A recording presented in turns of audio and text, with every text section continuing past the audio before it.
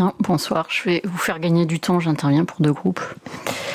Monsieur le Président, chers collègues, avant de commencer, je voudrais avoir une pensée pour Erwan Lemarchand, pour ses proches et ses collègues.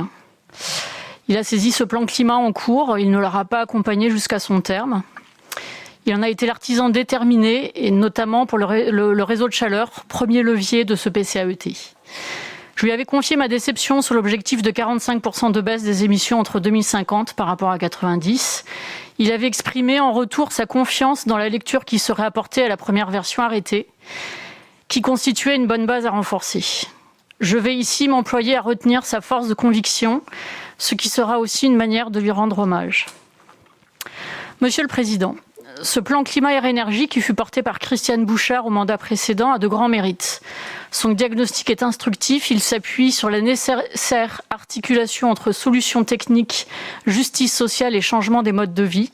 Il intègre désormais l'empreinte carbone, c'est-à-dire les émissions cachées liées aux importations. C'est une bonne chose. Il donne la possibilité d'un changement de cap qui restera à confirmer dans les schémas et plans à venir sur les déchets ménagers, l'urbanisme, l'habitat, la mobilité.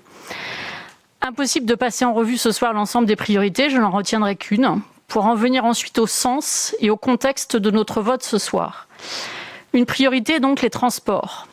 Il est affirmé que les objectifs pour ce secteur sont moins élevés, faute de dite opérationnelle avant 2030.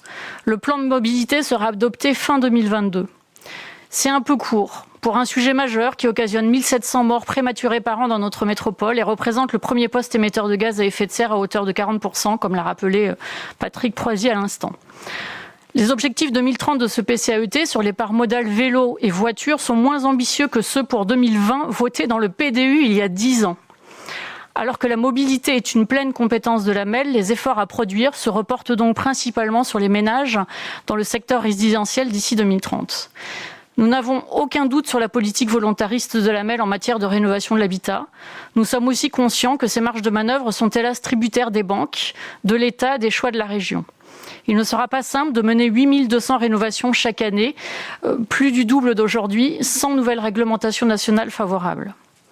Nous comptons sur vous, Monsieur le Président, pour redresser le cap. Car la neutralité carbone, ce n'est pas un choix, c'est un impératif. 5 ans après l'accord de Paris, le 11 décembre 2020, le secrétaire général de l'ONU alertait tous les pays.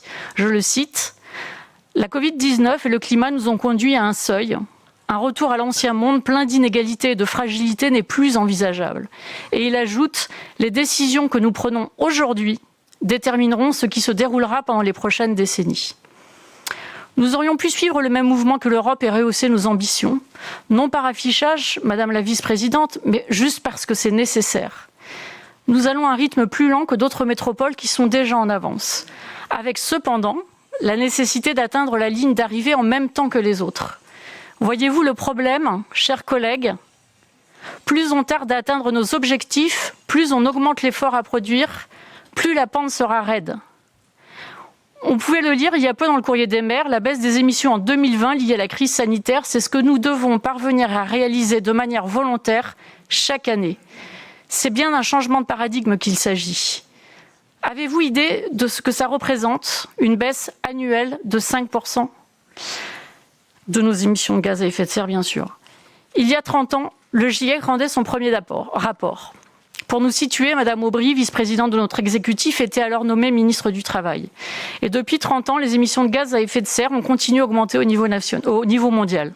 Il en a été de même pour l'empreinte carbone de la France. Certes, depuis 10 ans, des efforts ont été consentis. Il a fallu batailler pour les obtenir. Ils ont parfois été freinés, retardés, anéantis par des projets contradictoires. Ce n'est pas pour rien que l'État a été récemment condamné pour inaction climatique. Lorsque les gouvernements et les exécutifs locaux qui ont traîné pendant 30 ans nous disent qu'ils vont changer de braquet, comme ce soir, comment dire, tant mieux.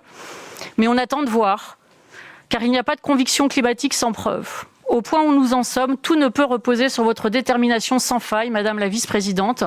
Et comme vous le dites, toutes les parties prenantes sont nécessaires.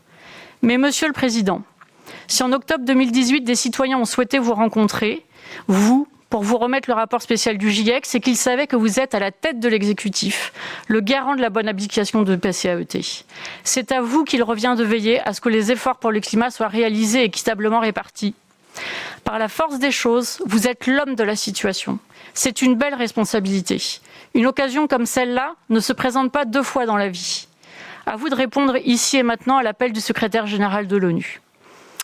Nous serons à vos côtés, Monsieur le Président, dès qu'il faudra convaincre l'État, le préfet, le gouvernement, la région, vos vice-présidentes et présidents de prendre des mesures courageuses et volontaires.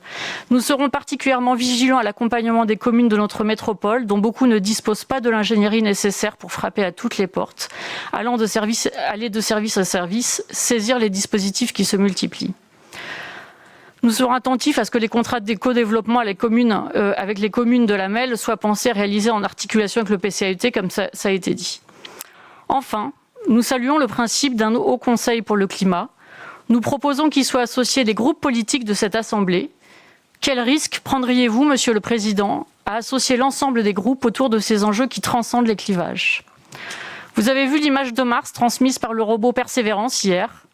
Eh bien, nous aurons tous besoin de persévérance, car il n'y a pas de planète B et il n'y a pas de plan B pour la métropole. Aussi, en conscience de l'ampleur de la tâche et des ordres de grandeur, Monsieur le Président, Mesdames et Messieurs les vice-présidents, nous, nos groupes Métropole écologiste citoyenne et solidaire et APM, qui se joint à notre expression, voterons bien sûr ce plan climat, air, énergie. Je vous remercie de votre attention.